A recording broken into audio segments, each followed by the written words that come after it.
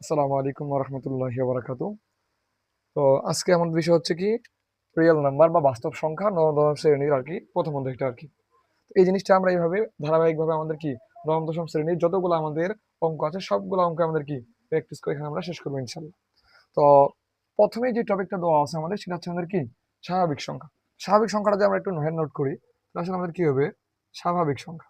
স্বাভাবিক সংখ্যা, তো এটা আমরা বলতে পারি কি যে গণনায় ব্যবহার করা হয়, গণনায় ব্যবহার করা হয় শূন্য ব্যতীত, শূন্য ব্যতীত 1 2 3 4 5 6 এই জাতীয় সংখ্যাগুলা, যেটা হচ্ছে আমাদের কি ধনাত্মক অখণ্ড সংখ্যা, এই সকল সংখ্যাকে বলা হচ্ছে আমাদের কি স্বাভাবিক সংখ্যা। কারণ আমরা একটু লিখি গণনায় গণনায় ব্যবহার করা হয়, ব্যবহার করা হয় এমন ধনাত্মক ধনাত্মক অখণ্ড সংখ্যাকে, অখণ্ড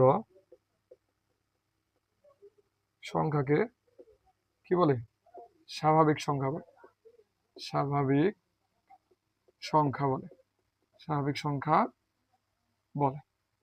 ঠিক আছে, এখন এই যে স্বাভাবিক সংখ্যা আমি যেটা বললাম, তাহলে আমরা এই স্বাভাবিক সংখ্যাকে মূলত আমাদের কি দ্বারা প্রকাশ করা হয় বলো দেখি? এন দ্বারা প্রকাশ করা হয়। কি দ্বারা প্রকাশ করা হয়? বড় হাতের অ্যালফাবেট যেটা হচ্ছে আমাদের কি এন।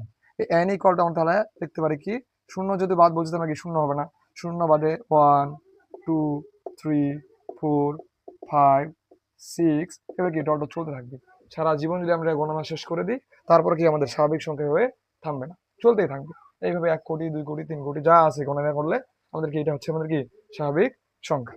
আচ্ছা,